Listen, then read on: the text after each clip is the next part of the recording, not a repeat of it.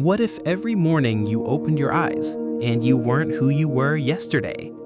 Not just in a new place, not just with a new job, but in a completely different life. Today, you are a wealthy CEO in New York. Tomorrow, a farmer in a remote Ethiopian village. The next day, a child in a war-torn country. And the day after that, perhaps an old man breathing his last breath. Would you still be you? Or would you eventually disappear? Imagine this world. You fall asleep each night not knowing who you will be tomorrow. You retain your memories, but your body, family, and circumstances always change. At first, it's shocking. You wake up in unfamiliar homes, in different languages, in roles you've never prepared for. Day 1, you're a surgeon saving a life in the operating room. Day 2, you're the patient lying on the table. Day 3, you're the janitor cleaning the floor of the same hospital. You begin to live in fragments. No career, no long-term relationships, no possessions to hold on to. Just moments scattered across countless lives. But the question soon emerges, without consistency, who are you really? Psychologists often say our identity is built on continuity, the story we tell ourselves about our past and future. But in this world, that continuity is gone. You're forced to redefine yourself not by your appearance or your status or even your culture, but by the one thing that follows you, memory.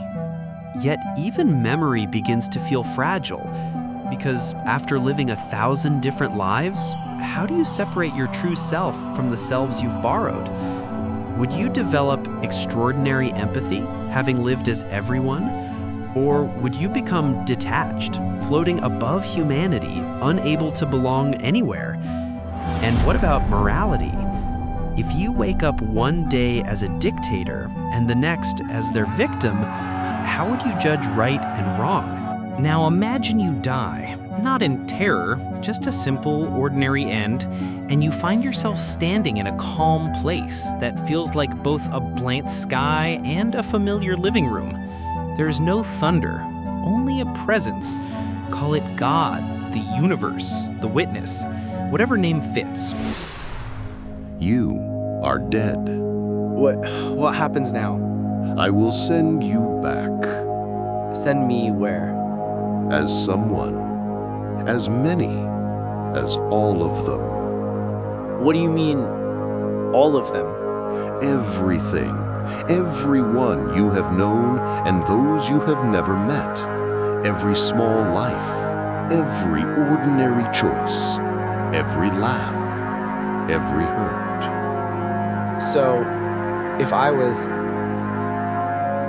the dictator who killed people in one life, would I be judged for that?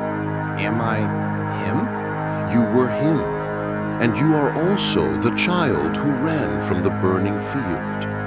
You were the neighbor who returned a lost wallet. You were the teenager who cheated on an exam. You were the quiet man who held a door for a stranger on a winter night. You were the person who left without saying sorry, and the one who stayed and learned to say it. So I'm all of it. The cruel and the kind? All of it. The slender seam of each life stitches the whole. You will carry those lives back into the world, not to erase them, but to remember them. These are not legendary acts. They are tiny, ordinary things. A positive life. You stayed up all night to care for a friend's baby. A negative one. You ignored someone asking for help because you were late. You loved and you lied. You gave and you withheld. Nothing glamorous, nothing monstrous, just human. And yet, when you hold all of these memories inside you, a strange moral weight appears. Not the cinematic guilt of a villain, but the quiet knowledge that your choices, even small ones, mattered. If I remember being the person who hurt others, am I responsible, even now? Responsibility follows remembering. Remorse and repair follow remembering. That is how the world heals. Philosophers have argued about this forever. The ship of Theseus asks, if every plank is replaced, is it still the same ship? If every morning you change, are you still you? Some say identity is memory continuity. You are the person who remembers, so if you carry the memory of a hurtful life, you carry its moral fabric. Others say identity is tied to body or to social role. Under that view, moral responsibility can fracture and slip away depending on which body you inhabit. Buddhist thought suggests another route. The self is not fixed. The idea of a permanent I is a convenient fiction, a label we paste on a flowing river of experiences. Rawls's veil of ignorance suggests making rules as if you might be anyone. Imagine living behind that veil every day. In our experiment, you don't imagine it, you become it. So what does that teach you? Perhaps the hardest lesson, that every ordinary act echoes. When you have been the one who held a door and the one who slammed it, you know both sides. You begin to learn justice as a practice, not a theory. But here's the haunting truth. Maybe the experiment is not that far from our real life. You are not who you were 10 years ago. Your cells have changed. Your likes have shifted. Your memories have been edited by time.